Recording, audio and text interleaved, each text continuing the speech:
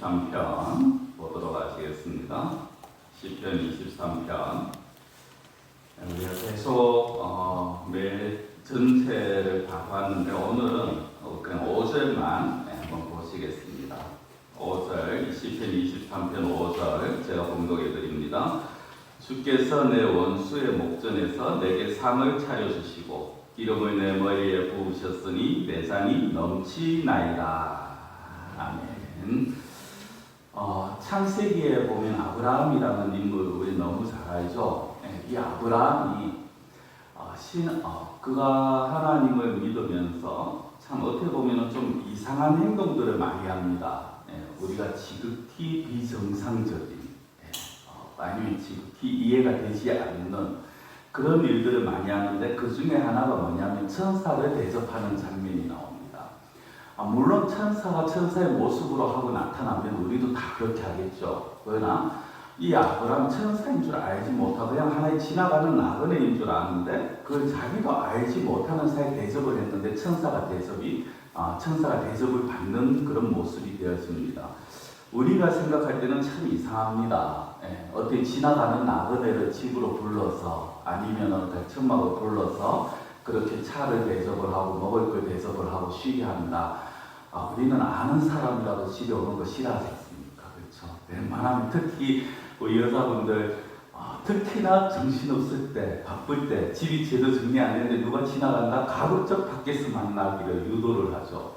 근데 이 중동은 그게 아닙니다. 중동에서는요 나그네가 지나가면은 들어와서 차라도 한 잔 마셔라 잠깐 쉬었다 가라 이게 자기들 어때 하나 옆에 보면은 풍습이고 관례이기도 하고요. 그리고 자기들이 당연히 해야 된다라고 생각하고 특히 이스라엘 같은 경우에는 그렇게 지나가는 나그네를 대접한다. 이거는 하나님을 대접한다라고 그렇게 생각을 합니다. 그래서 그냥 지나가는 자들을 보면 결국에 믿지를 못하죠. 미덕을 이제 좀 넘어서는 그 정도의 어떤 모습인데 자, 이런 지역에 한 고고학자가 이제 지나갔습니다. 길을 가고 있었고 해는 중천에 떠 있고 날씨는 굉장히 구름지근한 그런 시간대입니다. 그런 가운데 이제 지쳐서 가고 있는데 이 천막에서 유목 생활을 하고 있는 한 천막에서 사람이 나와서 그 사람에게 잠시 이곳에 쉬었다가 이 천막에서 쉬었다가 차를 마시고 그렇게 이제 떠나라라고 대접을 합니다. 앞서 말씀드린 것처럼 나그네 대접하는 게 하나님 대접하는 거라고 여겼던 이스라엘 사람들이기 때문에 지극히 당연한 자세고요. 이걸 못 모르고 나는 싫다 나는 그냥 갈 길 가겠다 하고 하면요 심한 경우에는 칼부림까지 납니다. 내 호의를 무시했다 이렇게 나와서 그런 곳이 바로 이제 이스라엘이고 중동입니다. 그러니까 이 고고학자가 이제 어쩔 수 없이 그 천막에 갔는데 힘을 이제 좀 북돋을 수 있는 그런 차를 대접을 합니다. 쉬면서 한 잔 마시고 두 잔 마시고 이스라엘 사람들은 또 가면은 그냥 쉽게 안 마시거든요. 그냥 계속 하다 보니까 한 7잔을 마셨답니다. 7잔을 마시고 나니까 배가 어떻게 되겠습니까? 움직이면 출렁출렁 하는 느낌이 들겠죠. 커피 7잔, 주스 한 7잔 마셨다고 생각해 보십시오. 그런 상황에서 이제 출렁출렁거리는 자기의 배를 보고 말에 올라타고 이제 떠나면서 문득 드는 성경이 오늘 본문이더랍니다. 내 잔이 넘치나이다. 내 배가 넘치나이다. 제가 제 성교가 하도 딱딱하다라는 말들을 예전에 많이 들었어요. 이거를 이제 한번 우스갯소리지만 이제 제가 들은 이야기를 이렇게 말씀을 드려보는데요. 사실 오늘 본문 5절 말씀 내 잔이 넘치나이다 라는 이 말씀이 우리에게는 굉장히 큰 위로가 되고 힘이 되어지는 말씀이죠. 특별히 오늘 앞에 보면 5절 앞부분에 보면은 오늘 성경은 이렇게 나옵니다. 주께서 내 원수의 목전에서 내게 상을 차려주시고 근데 이전 성경 기억나시는 분들은 아마 그것이 떠오를 겁니다. 내 원수의 목전에서 내게 상을 베푸시고 그렇죠? 오늘 나는 차려준다라고 이렇게 나오지만 예전엔 베푼다. 그래서 이 베푼다라는 이 단어 때문에 예전에는 이거를 그냥 포상으로 그렇게 해석을 하고 생각할 때도 많았습니다. 그러니까 포상이 뭡니까? 잘하면은 우리 지금 군에서 휴가 나온 친구도 있지만 군에서 잘하면은 포상휴가 줍니다. 그렇죠? 너희들 상이야 하는 거죠. 예전에는 그렇게 이제 했어요. 그래서 우리에게 상을 주시는 하나님 이렇게 이제 해석을 많이 했습니다만은 사실은 이제 그런 상은 아니죠. 자, 우리가 먼저 제가 말씀드릴 거를 먼저 한번 보면요. 세 가지 단어를 우리가 집중해서 볼 겁니다. 하나는 상이고요. 하나는 기름이고 하나는 잔입니다. 이 세 단어를 우리가 볼 건데 먼저 우리가 볼 거는 제일 먼저 상을 차려주시고 기름을 부어주신다는 겁니다. 상을 차려주시고 기름을 부어주신다. 이 누가 주시느냐? 하나님이 주신다는 거죠. 이게 중요합니다. 차려주시고 부어주시는 이는 하나님이세요. 내가 상을 차리고 내가 기름을 내 머리에 붓는 게 아니라는 겁니다. 그래서 여기에서 말하는 상은 그 뭐냐? 앞서 말씀드린 포상이 아니라 쉽게 말씀드린 밥상입니다. 그런데 그냥 우리가 한 끼 먹는 뭐 반찬 한 서너 개 올라와 있고 찌개 있는 그런 밥상 정도가 아니라 진수성찬, 흔히 말하는 상다리가 휘어질 정도로 상다리가 부러질 정도의 상, 이게 오늘 본문에서 나오는 그 상이거든요. 그러면은 그 상을 하나님께서 우리에게 주신다는 거죠. 자, 그리고 또 기름이라고 아까 제가 말씀드렸는데 이 기름은 향유를 의미합니다. 이스라엘 지역은요, 이스라엘만이 아니죠. 중동 지역은 굉장히 날씨가 덥고 습합니다. 그러다 보니까 땀이 많이 나고 피부가 거칠어지기 쉽습니다. 이 남자들은 그걸 잘 안 하는데, 뭐 저만 안 하는지 모르겠습니다만, 우리 여자분들이나 또 아니면 아이들에게는 이런 피부가 되고 날이 굉장히 습하거나 거칠어지면 어떻게 됩니까? 바디로션이나 바디오일 같은 걸 바르죠. 그 바디오일과 같은 거라고 그렇게 생각하시면 됩니다. 그래서 그 바디오일을 하는데 여기에서 오늘 말씀에 기름을 부어주신다라고 나와요. 이 그냥 우리가 바디오일 손에 짜서 이렇게 막 문질러서 이렇게 바르는 정도가 아니고 그냥 그릇째 잔치 그냥 머리에 붓는다라는 겁니다. 풍성하게 모자름 없이 그렇게 해주신다라는 거죠. 그러니까 그렇게 잔치상을 받게 되고 그 다음에 어떤 풍성하게 어떤 넘치는 그런 어떤 기름을 내 머리에 붓는 그런 대접을 받으니까 자연스럽게 입장에서는 양의 입장에서는 그 내 잔이 넘친다. 내가 쉽게 말하면 내가 더 이상 부족한 게 없다라고 고백할 수밖에 없다라는 것입니다. 근데 우리가 여기서요 아마 이런 생각이 드실 수도 있을 겁니다. 1절에서 4절까지는 계속해서 목자와 양이 나와요. 양의 입장에서 뭔가 계속 나옵니다. 그런데 5절에 가서 갑자기 잔치집의 손님처럼 표현이 되어지고 그 다음에 어떤 주인에게 대접받는 자처럼 표현이 되어집니다. 이 목자와 양이라는 게 5절에서는 나타나지가 않아요. 그럼 이게 뭐냐? 갑자기 시선의 변화냐? 아니면 관계가 다른 거냐? 아니라는 거죠. 이 5절 역시요, 이 4절, 1절에서 4절가 연결되어지는 장면입니다. 자, 지난주에 말씀드린 4절을 보시면, 생각해 보시면, 사망의 음침한 골짜기를 지나갑니다. 그렇죠? 사망의 음침한 골짜기를 지나갈 때, 목자가, 즉, 하나님 함께 하신다라고 그런 고백을 우리가 같이 이제 보았습니다. 근데 그것이 끝이 아니었죠. 그 사망의 음침한 골짜기를 지나서 결국 어디를 갑니까? 더 넓은 초원, 더 푸른 초원, 더 좋은 곳을 향해서 간다라는 것입니다. 그것이 바로 오늘 5절의 이 잔치집인 것입니다.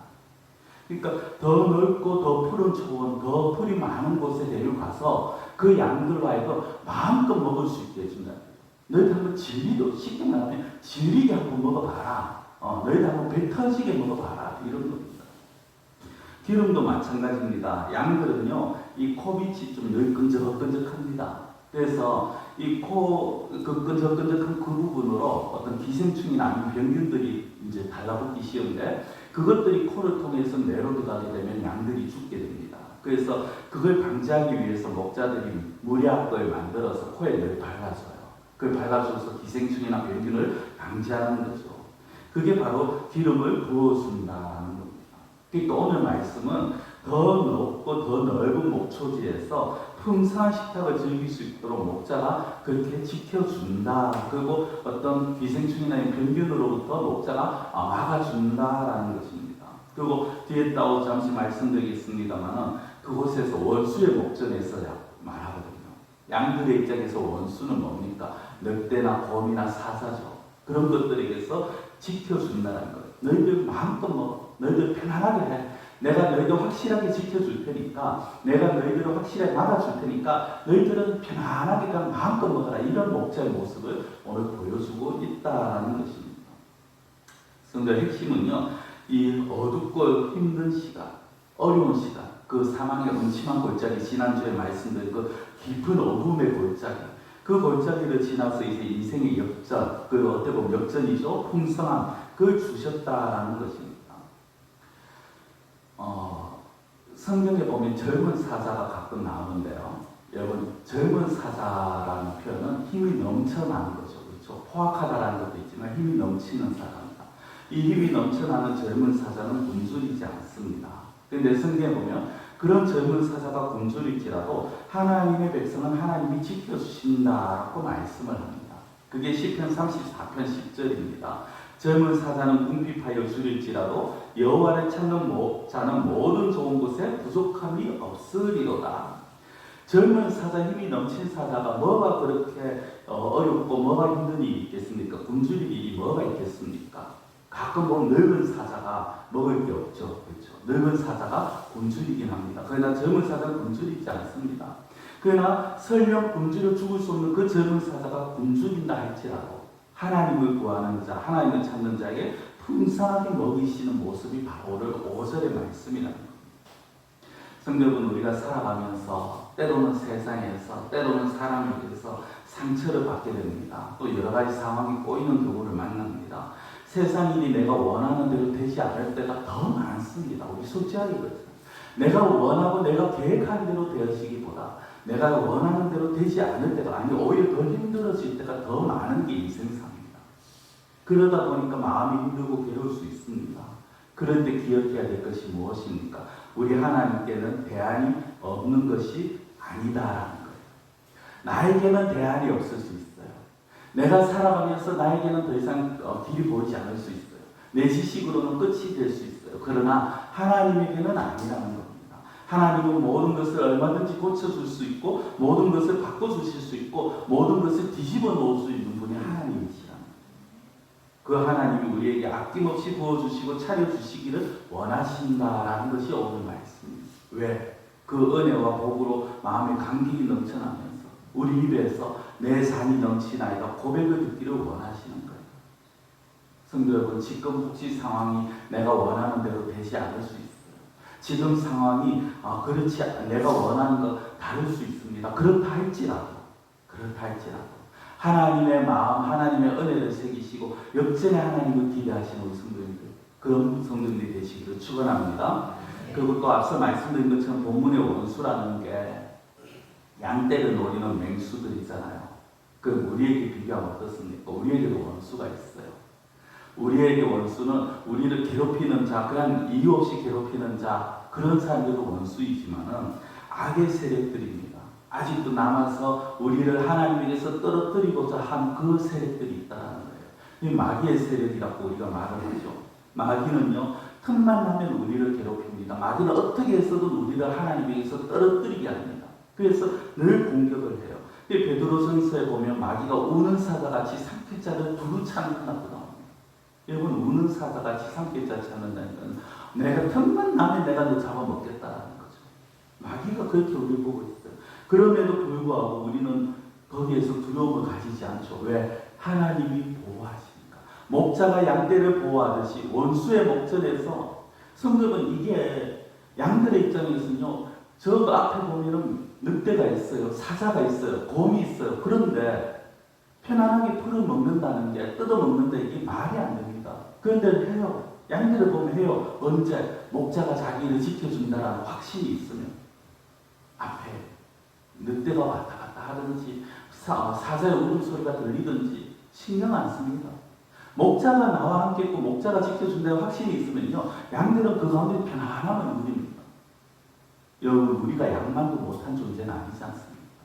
그런데 우리 이걸 잊어버려요. 하나님이 나와 함께 하십니다. 하나님이 나를 지켜주십니다.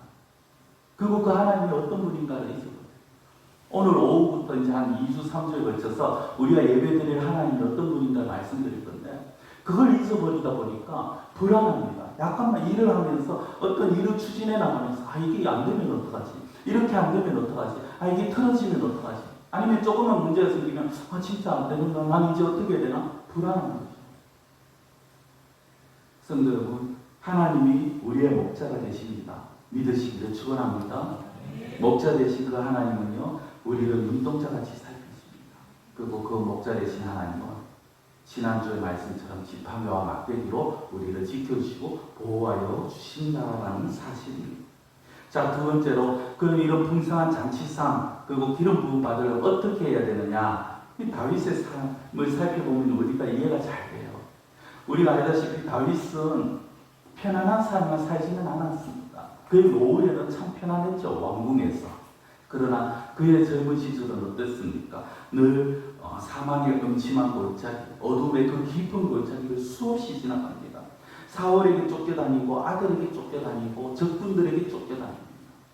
한 10여 년을 쫓겨다니면서 목숨을 잃을 뻔한 적도 수없이 있었지만 그럴 때마다 하나님의 도우심으로 자기가 지나왔다고 그렇게 고백을 합니다. 시편의 어떤 곳에서는요, 그는 자기가 사울에게 있어서 자신은 마치 죽은 개, 죽은 벼룩과 같은 그런 존재라고 할 정도로 비참해질 때도 있었다고 그렇게 고백을 합니다. 그러나 때가 되면 어떻게 됩니까? 하나님이 이 다윗을 높여주시죠. 때가 되니까 하나님이 다윗을 세웁니다. 그가 우여곡절 끝에 왕이 되었지만 그는 하나님의 은혜라고 고백을 하고 하나님의 은혜로 평화롭게 이스라엘 주변의 모든 나라들을 통일합니다. 주위의 모압, 암몬, 에돔 그런 그리고 블레셋까지 정복을 하죠. 사실 이스라엘이 출애굽하고 가나안에 정착한 이후로 한 번도 이스라엘을 완전히 정복하지 못했습니다. 그 가나안 땅을 온전히 정복하지를 못했어요. 블레셋도 있었고, 그렇죠. 늘 자기들을 괴롭히는 그 족속들이 있었습니다. 몇백 년 동안 이루지 못한. 근데 그 일을 다윗이 합니다. 그리고 태평성대를 이루어 가죠. 왜 그 전에는 다윗 전에는 그런 가나안 땅을 완전히 정복하지 못하고 왜 그런 태평성대가 그렇게 이어지지 못했을까? 이유는 간단해요. 가나안 땅을 정복하지 못한 이유는 이스라엘이 하나님 앞에서 불순종했다라는 거예요. 여러분들 생각해 보십시오. 여호수아서나 사사기를 보시면은 또 읽으신 걸 기억해 보시면 알 겁니다. 그들은 늘 자기 판단대로 했어요. 어려우면 하나님께 기도합니다. 막 부르짖습니다. 그래서 도움을 받아요. 근데 조금 편안해지니까 또 자기들 마음대로 합니다. 우상을 섬깁니다. 그리고 자기 뜻대로 합니다. 하나님께서 제비뽑기를 통해서 12지파에게 전부 다 그 가나안 땅을 다 정복할 수 있도록 땅을 다 분배주셨어요. 그들이 믿음으로 가서 거기에 있는 원주민들을 몰아내면 됩니다. 그런데 그들이 하지를 않아요. 왜?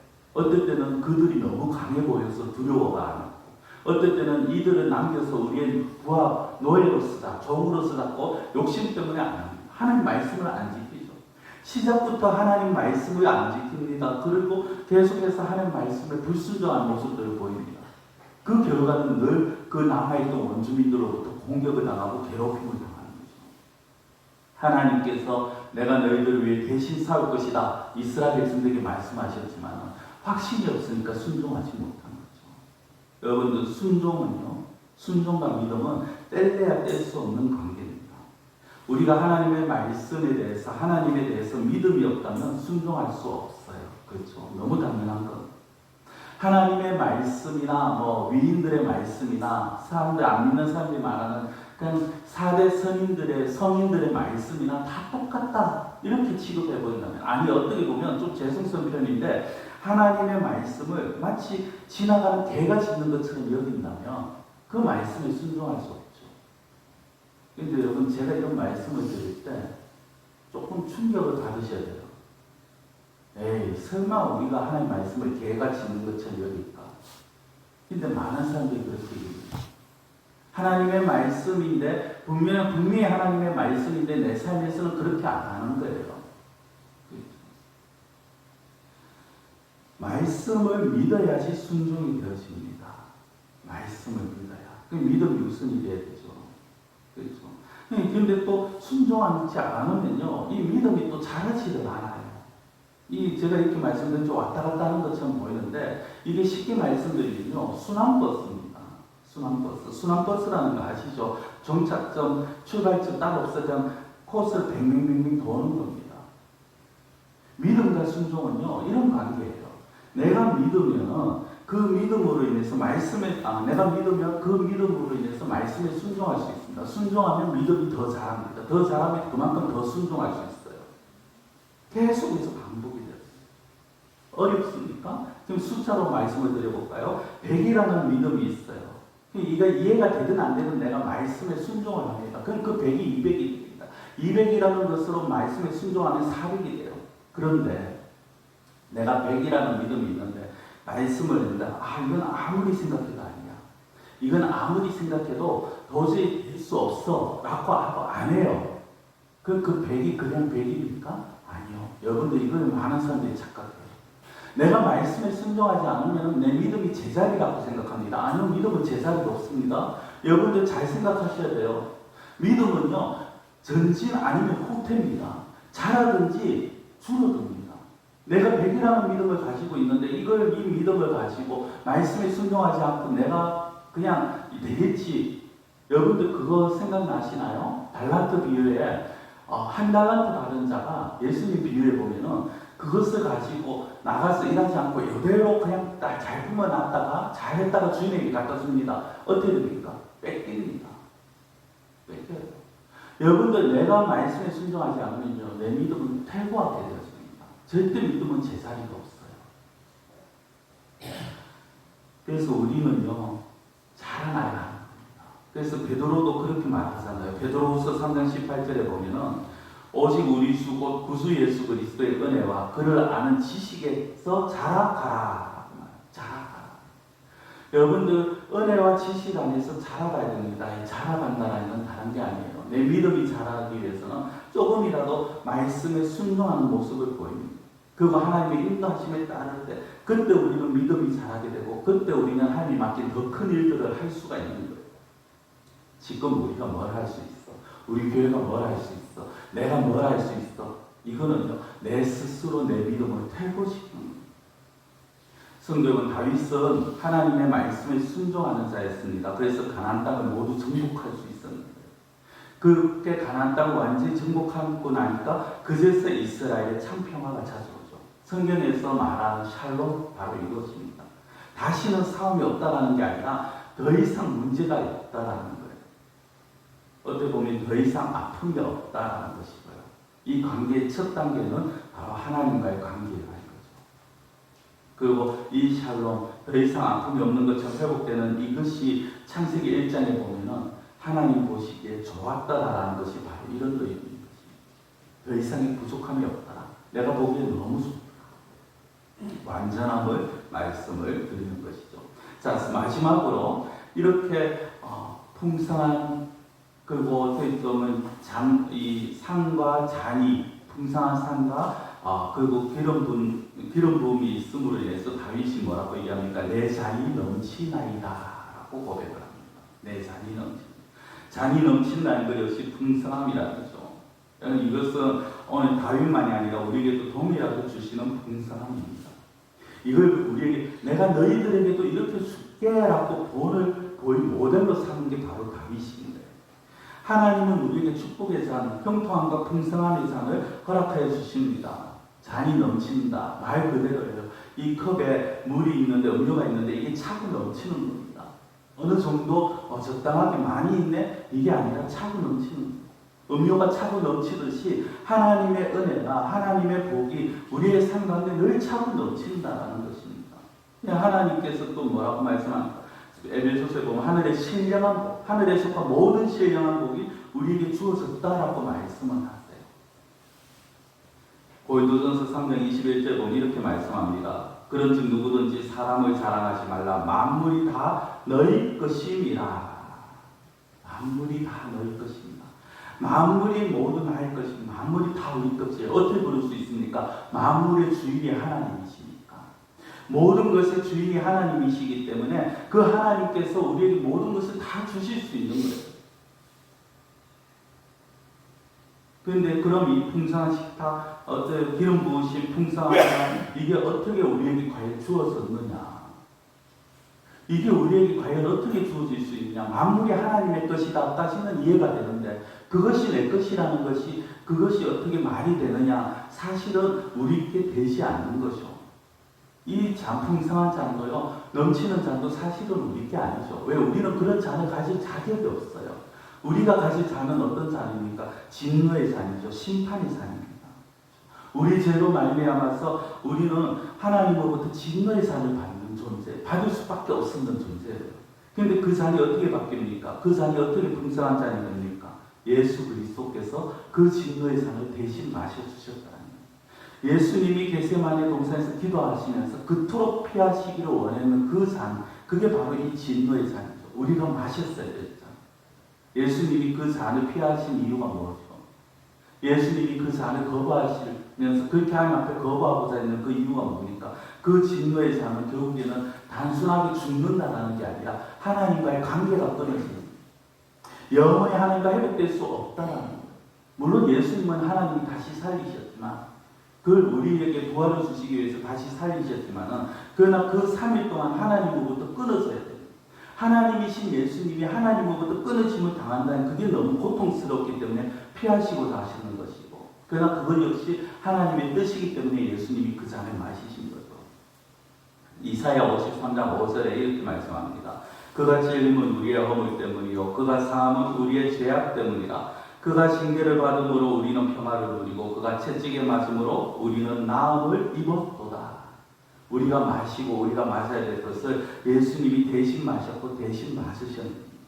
중요한 것은 예수님께서 저와 여러분들이 마셔야 될 그 잔, 죽음과 고난의 잔, 진노와 저주의 잔을 마신 덕분에 우리에게 무엇이 있습니까? 풍성한 식탁, 그리고 기름 부으심, 그리고 풍성한 잔이 따라온다. 물론 우리가 이렇게 생각할 수는 있어요. 내가 살아가면서 그렇게 막 차고 넘치게 받아본 적은 없는 것 같다. 어떻게 보면 인간적으로 보면 그럴 수 있습니다. 그리고 어쩌면 또 그렇게 살아갈 수도 있습니다. 그러나 그것은 하나님의 능력이 없어서가 아니에요. 거기에는 몇 가지 이유가 있습니다. 그걸 일일이 다 설명드리긴 그런데 간단하게 말씀드리면 이겁니다. 받을 자세가 안 돼 있으면 못 줍니다. 여러분들 어린 아이에게 원한 갖고 칼을 줄 수는 없습니다. 그렇죠? 어린아이들이 이제 초등학교 2학년, 3학년짜리 아이들이 엄마가 옆에서 요리하는 거 보고 나도 하고 싶다고 칼 달라고 한다고 해서 식칼 중에서도 양파 잘라봐, 감자값 잘라봐 이렇게 할 수 있는 부분은 없어요. 안 해요. 왜? 아직은 아니니까. 그렇죠?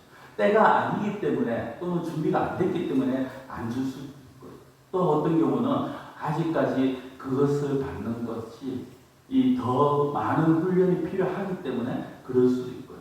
또 하나는 일부러 하나님께서 더 큰 은혜를 주시고자 하시는 거고, 바울 같은 경우죠. 바울이 자기가 몸에 그 안질이 있었지 않습니까?